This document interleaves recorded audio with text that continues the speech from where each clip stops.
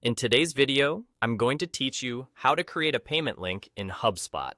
Start by opening HubSpot and heading to the global search bar at the top of your screen. Type payment link, then click the result that appears. This takes you to the payment links area where you'll see a list of any links you've already created. It's a handy overview for checking what's live, what's in draft, and what you might want to reuse.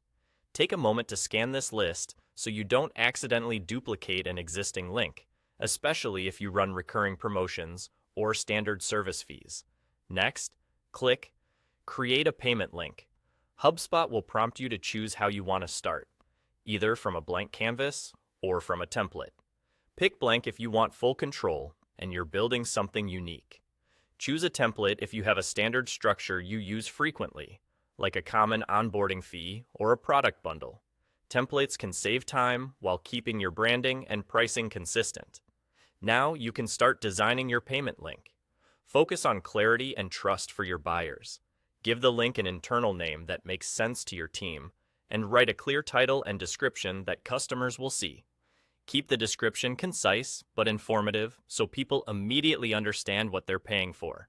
If you have options to adjust pricing details, currency, quantities, or terms, set those here so the checkout experience matches your offer. Accuracy matters. Small mismatches between your description and the charge can create confusion at checkout. Add the line items you want to include in the payment link. Pull in products or services from your catalog if you use one, or add them directly. Double-check item names, quantities, and unit prices, and confirm the totals.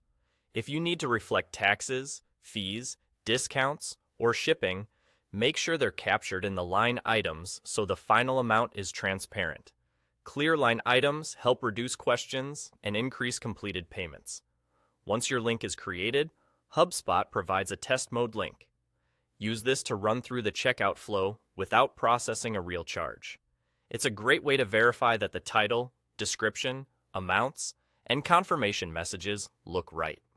At this stage, you'll also see the option to set up your online payments so you can accept real transactions.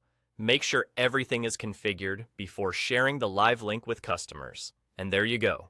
You found the Payment Links tool, created a new link, set up the details and line items, and tested it. When you're satisfied, share the link wherever your buyers are, email, chat, or your site, and you're ready to get paid.